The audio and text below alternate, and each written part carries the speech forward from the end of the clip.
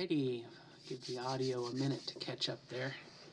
For some reason I've noticed there's like a couple second delay, and then the camera picks up. So anyway, this is video 796. It is currently January 15th, 2022. It's already the middle of the month. Wow. Today I want to make a little video. I had a couple things happen this week, and I think it's kind of worth talking about, and it kind of dovetails into the channel as well, especially one transit middle age. But I haven't quite thought it through, which is par for the course. If you watch any of my videos, I don't really think things out. So it may come off somewhat as a half-baked idea, but not too crazy. I hope things are good near you. It's a little cold. You can see I'm wearing a couple layers here. I look like a Jedi or something. But anyway, I want to talk a little bit about kind of like what I'm going to say, expectations. And this is kind of where maybe being transgender, and if you decide to transition, okay, because I don't think, I saw a meme from someone who says just because you're transgender doesn't mean you're going to transition. Okay, but true. But it's where that transitioning into your more authentic role kind of meets another thing, another intersecting line that probably does not necessarily have to deal with being transgender, and that is getting older. You know, sorry, kitty cat up above. You know, I'm assuming you're a human being watching this. You know, we get older in life. I mean, it's just, you know, everybody's doing it. You can't avoid it. You know, every moment things pass, we get older. And I had posted something about getting older, and someone said, well, I refuse to grow up, you know, which is kind of a funny little thing. But, you know, it's impossible to avoid. And there's definitely a whole industry of, you know, makeup and cosmetics and creams you can put on your eye. I saw a commercial the other day. It was two guys that were working out, and one guy looked to the other guy, and you know, it was like, you should do something about the bags under your eyes. And I was just sitting there going, you know, that's such a weird juxtaposition from the world I was raised in the 80s. You know, you're a bodybuilder, you know, very macho, masculine type thing, and you know, worrying about your appearance and bags under your eyes just doesn't, you know. But that's the way our society has kind of become. You know, maybe what at one point was kind of considered metrosexual or whatnot. You know, that you're just taking care of your body. You know. But I don't know where I was going with that. See, this is where getting older sucks. But everybody's doing it. Oh, thank you. You know, there's a whole industry of products and, like I said, cosmetics to play on your insecurities, make you feel bad. And as I just said, it's not limited to being a woman. You know, here we have the guys at the gym talking about cosmetics and, you know, blah blah, and their appearance. And so it's not, you know, it's not limited to just, if you'll pardon the binary assumption, male female, man woman type thing. And in the medical field, you know, there's plastic surgery, there's things you can do. People get facelifts and other things they do. There's non-surgical stuff. People get Botox injections and everything else. I mean, you know, there's definitely a whole this idea of appearing younger or more healthy, more vitality, and it's definitely not something new. You know, if you look at the habits of society over the years, women used to pinch their cheeks to give them some red.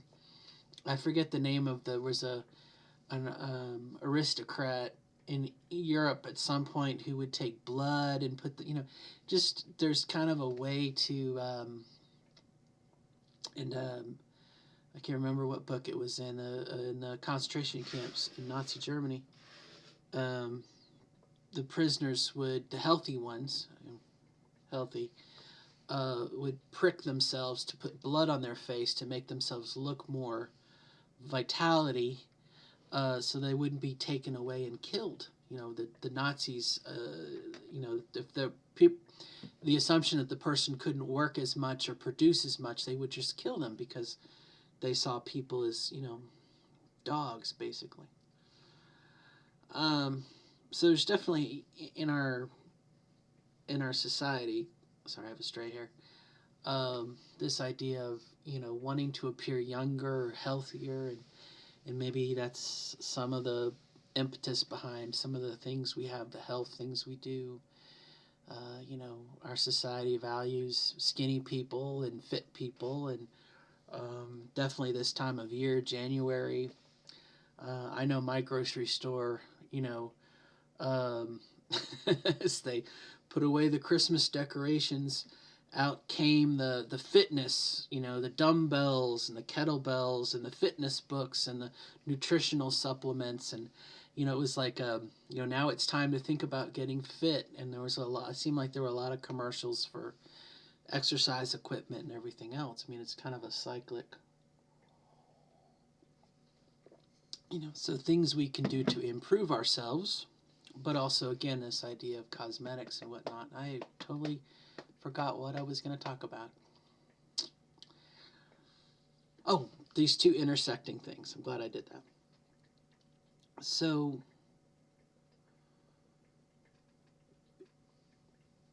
naturally,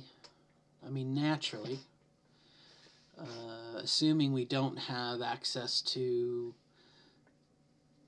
rejuvenation treatments and surgery and everything else, and I don't know about you, my food budget is pretty tight right now, with the pandemic and everything else. The quality of food that you eat. I had a phone call with a woman that I worked with on a project about a month ago, who was telling me about she was on some sort of wellness challenge, 100-day wellness challenge, where she didn't eat certain foods. And I mean, it was like what she did eat, the price point for it would have been 10 times what I do, like only the freshest of vegetables and organic this and these supplements and flaxseed and da da da da da. And then she works out at the gym 2 hours a day, I think was part of it. I mean, it was a lot of financial things that I know I don't have access to, as well as some time things that I don't have access to. And it was almost like there was a whole other class of person. She had access, she had the money and the ability to do these things, like if you had your own dietitian, your own personal trainer, if you had this staff of people that they would help you out and you had the time to do it, how would your life be different than a single mom or a parent, has to feed their kids. They have to, they don't have access to that, and their time they're spending with their children. And it's almost like not a different class, but opportunities, okay, for fitness and vitality and everything else. But as part of this getting older, and I'm going to talk about this is from a trans woman point of view. You look at women and how much society values and expects, beauty and, gray hair is frowned upon, and, like I said, lines and wrinkles. There's like, you know, and this is, I'm tainted by my experiences, okay?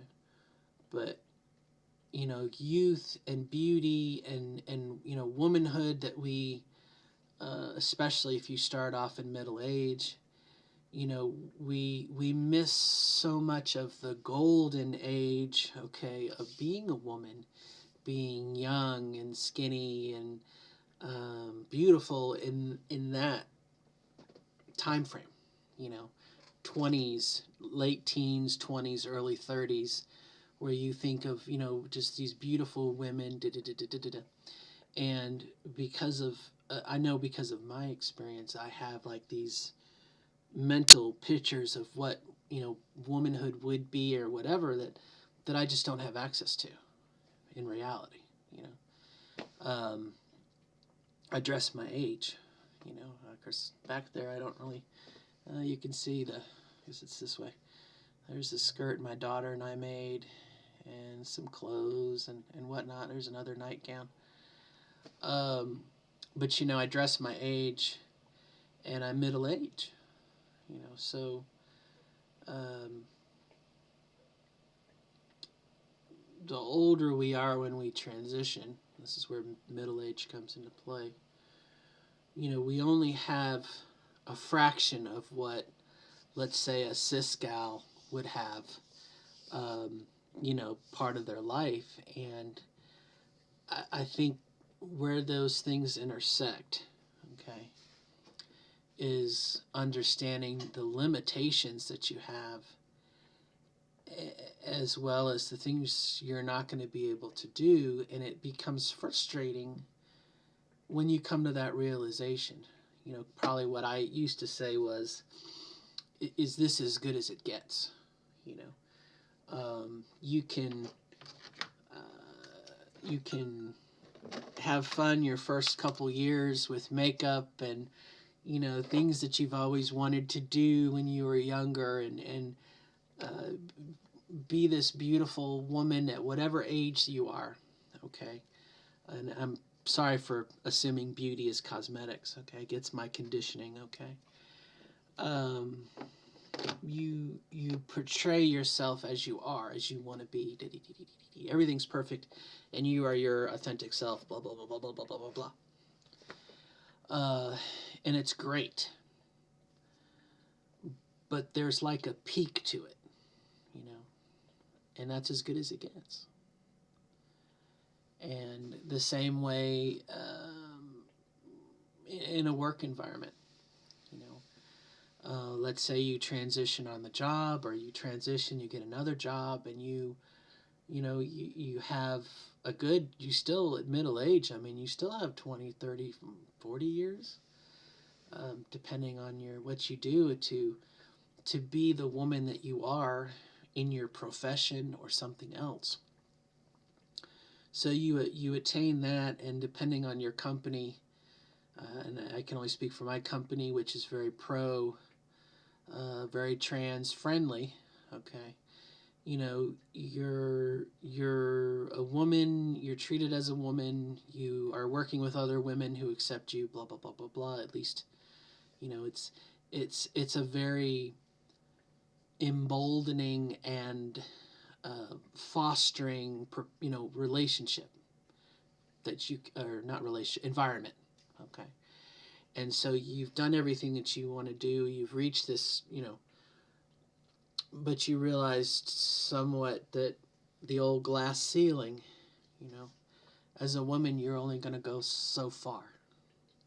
And again, it depends on the company. And my company, probably not that way, because women go very, very far.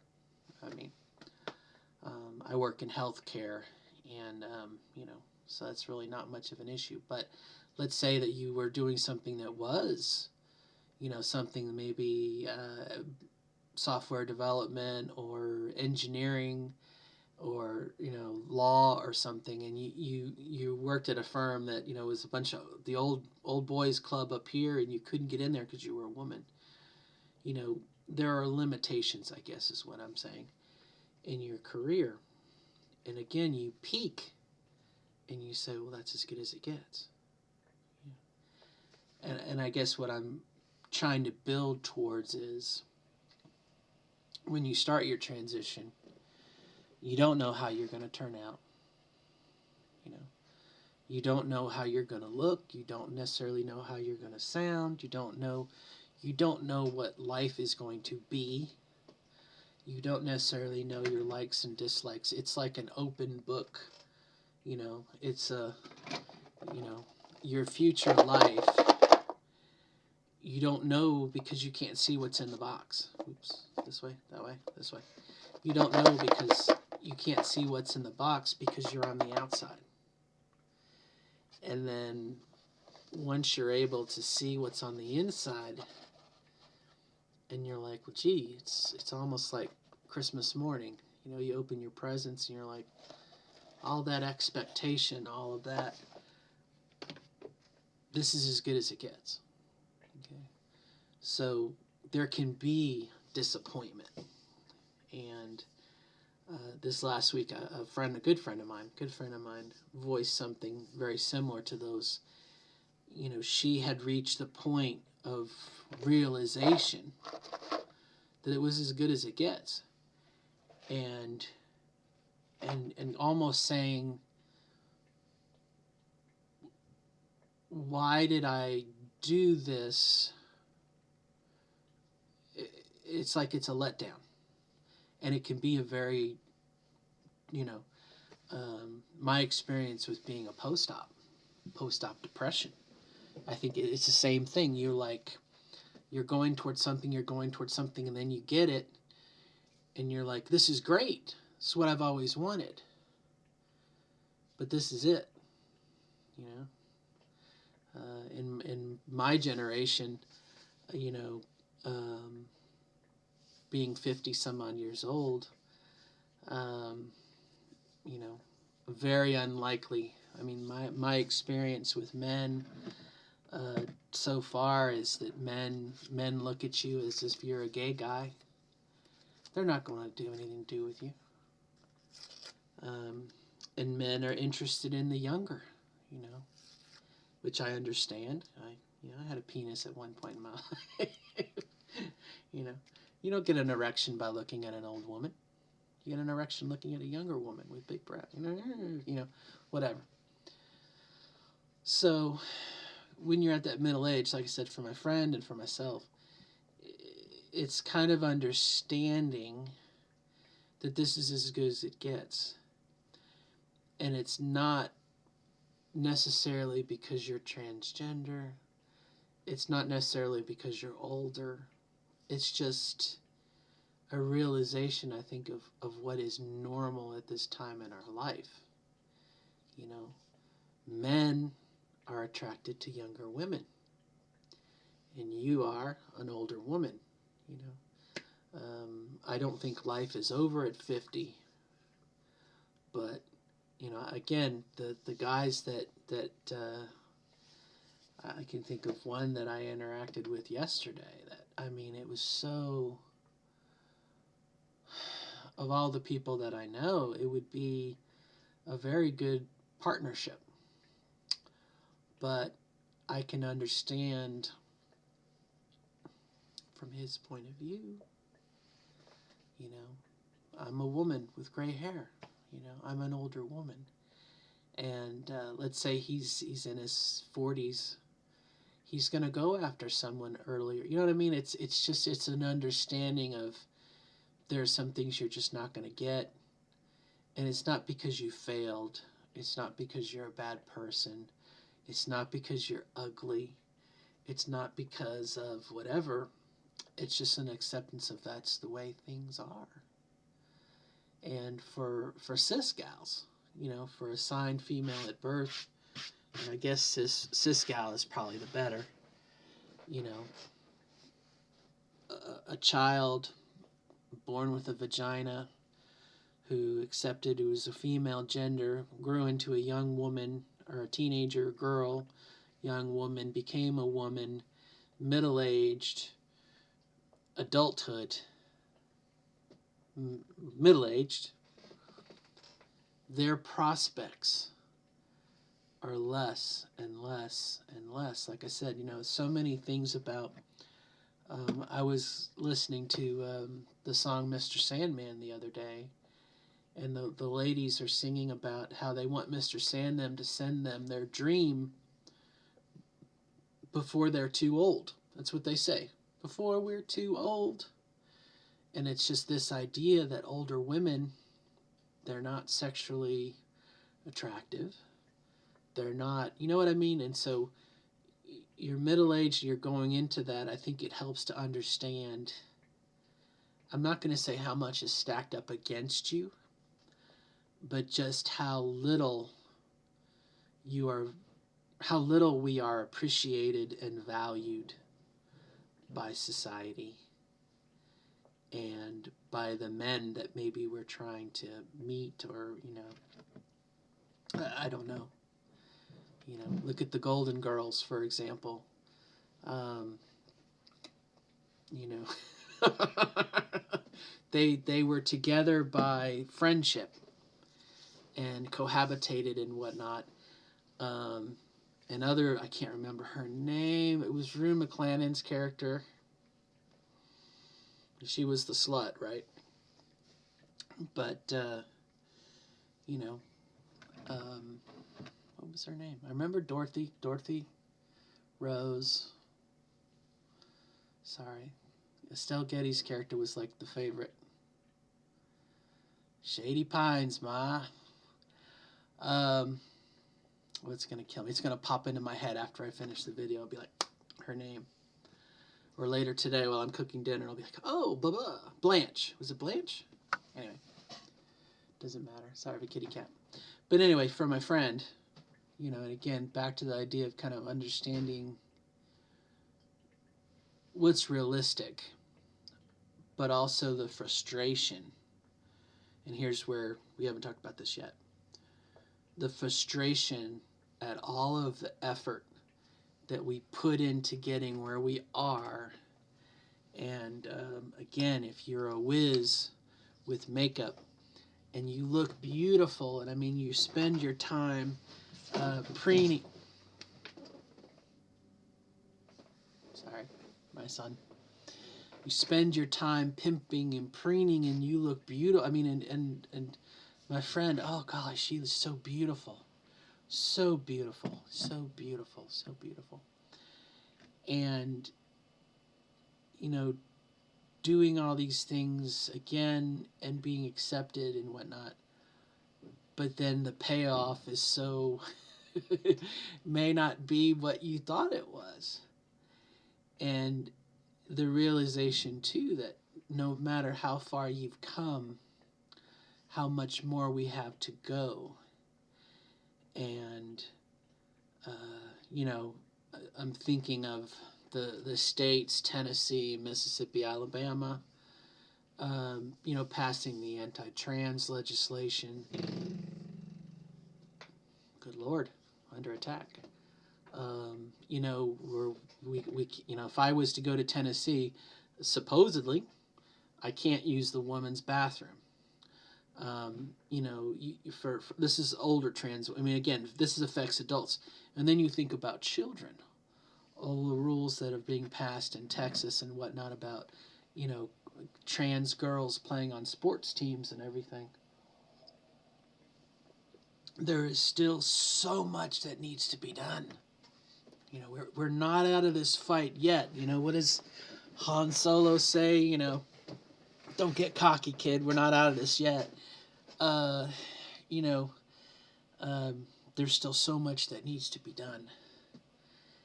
And, as much as maybe I kind of idolize, and I'm definitely jealous. I mean, I'm definitely jealous of a trans child right now who is growing up in a family that's loving and supportive, and they're going to have access to, hormone blockers, and they're going to transition, and,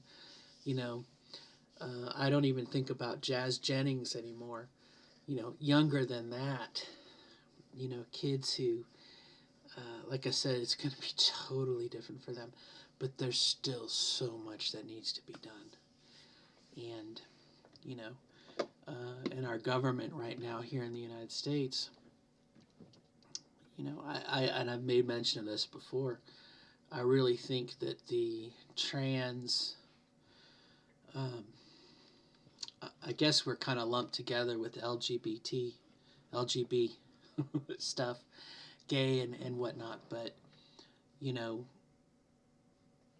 I think we're probably a good 20 or 30 years behind the civil rights movement.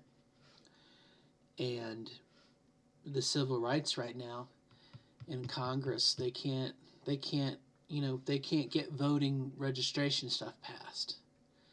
And so, you know, we can't even, and I'm thinking of the Equality Act specifically, but, you know, there's 2 or 3 bills right now. There's a women's rights bill, there's a violence against women bill, there's a hate crime, there's so many things that are ahead of us. I guess I should be over this side, ahead of us, and the Equality Act.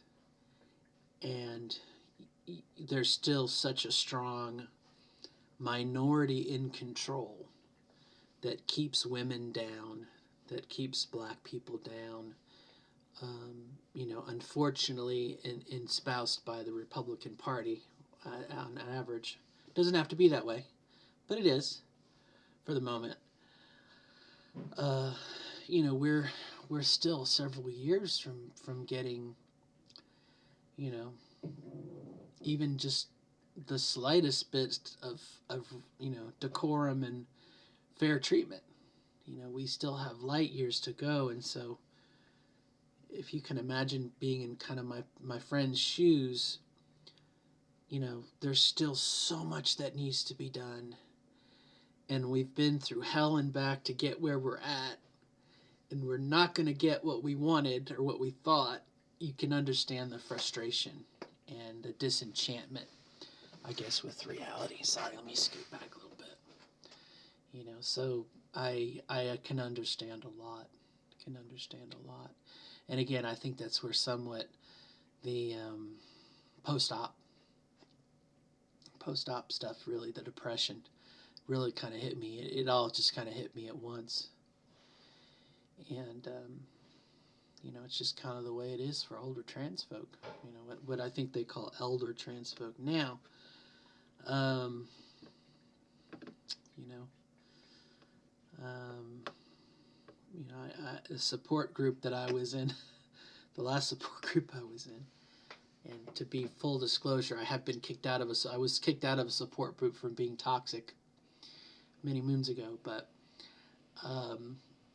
the support group that I was in, there was a woman that was, apparently she was being hit on by her neighbor, and she was kind of the talk of the town and how every trans woman can have sex and everything, and I'm just sitting there going, you know, are you a post-op? No. Okay. Does he know you're trans?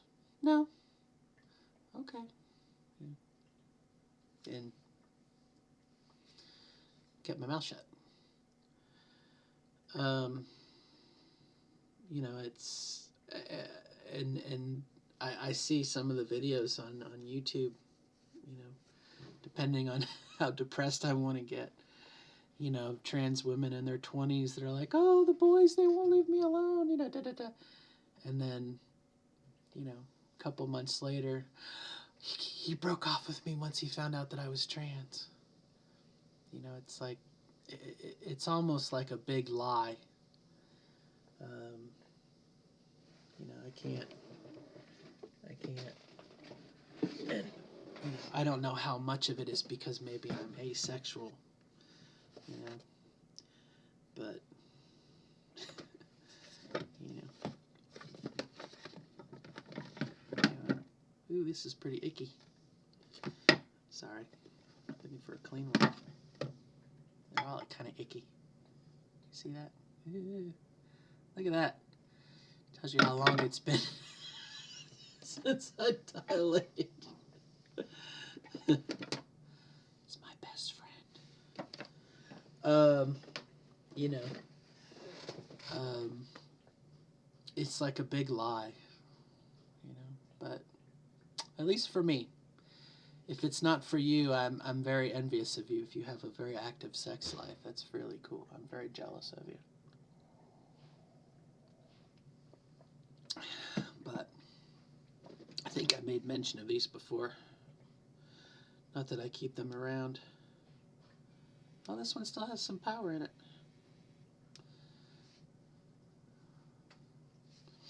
These are Plus One is the brand name. And they make various ones. I'll show you the whole family here. Here's one that sucks. But you know, I don't know how much of that is again me being more of asexual and I don't really enjoy it. But you know, there's definitely a part of me that, and again, more of being an asexual. Someone I watched a video that talked about, you might be asexual if ... And one of the things that she said is that you romanticize or you have these, you're attracted to the idea of like a fictional romance. But then when you're presented with the opportunity in reality, you run from it. And I think that's kind of would be my experience. You know, I so want to be wooed, WOO. I want to be wooed. I want to be chased. I want to be pursued. I want to be, you know, that's the word, courtship. You know, I want to go to a movie or go out to eat or something.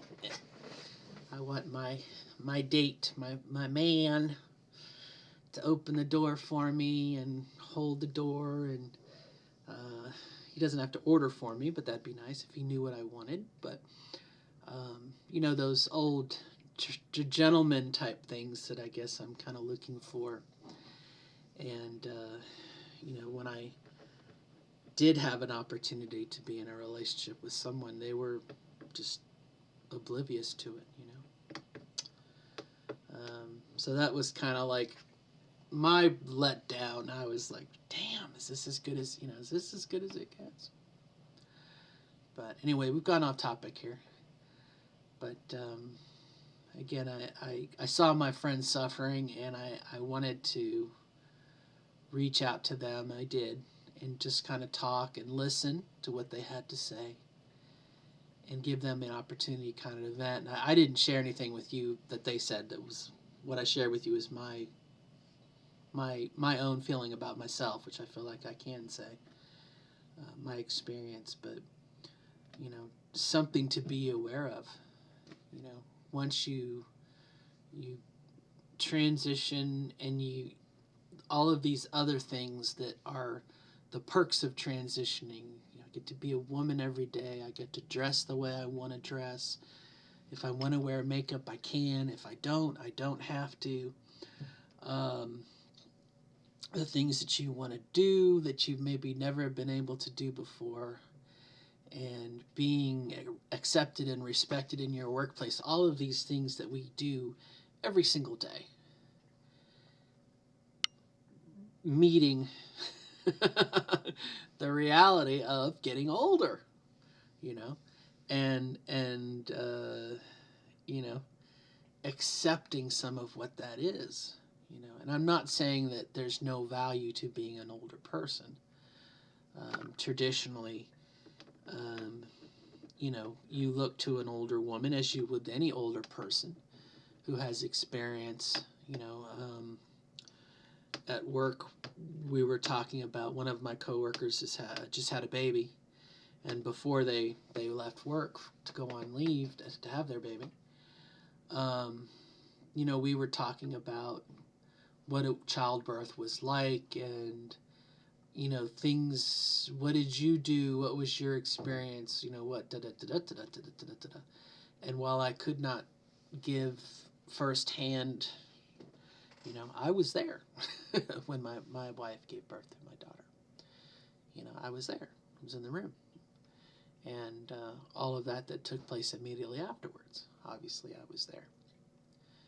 Um, you know, people, women, do look towards older women for their experiences and their advice, as you would any older person. You know, obviously, you don't want to discredit someone just because they're older. You know, they have all that knowledge and experience that they can help you with, which I guess is kind of where trans elders kind of can come into play, as long as the trans elder doesn't tell the person what to do. You know, just like any counselor, you want to listen and ask the person how they feel. Well, what do you think you can do? You know, what do you think about this? And you know, all too often I've seen trans elders kind of tell someone what to do, and again, just like anything else, you know, it's not really good good good mojo to do.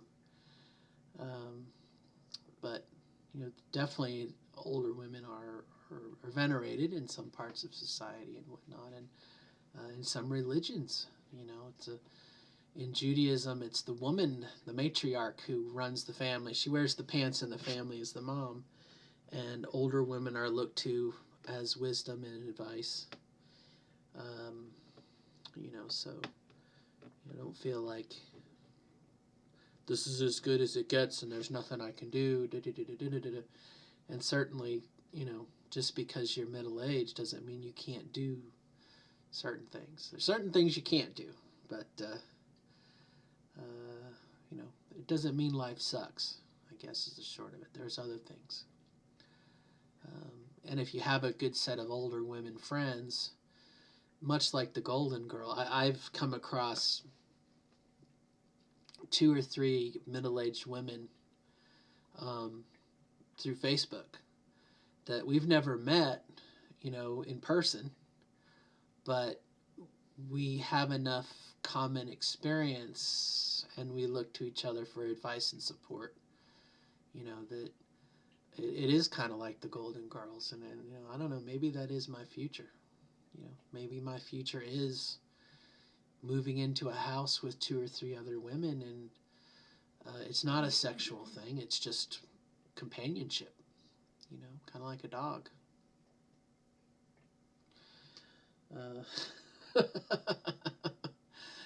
Especially with my economic situation, I as a single parent, man, I don't see myself getting a house. I just can't afford it, you know. But I know for the amount of money that I pay for this duplex, I could be living in a house.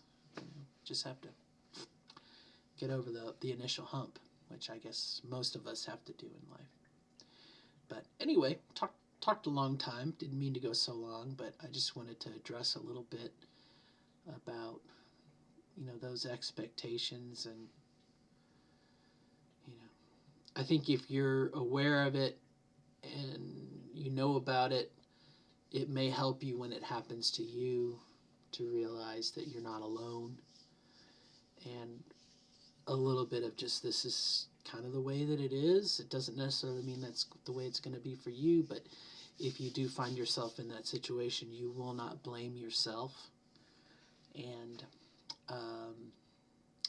you know, much like anything, you process it, you digest it, you think about it, you take what works for you and abandon you know, leave what doesn't and move on. You know, I saw that quote this morning. Someone said, if you feel like you're in hell, you keep walking. You know, keep striving. I don't know how I feel about that, but definitely. All right. Till next time. Good luck. Bye bye.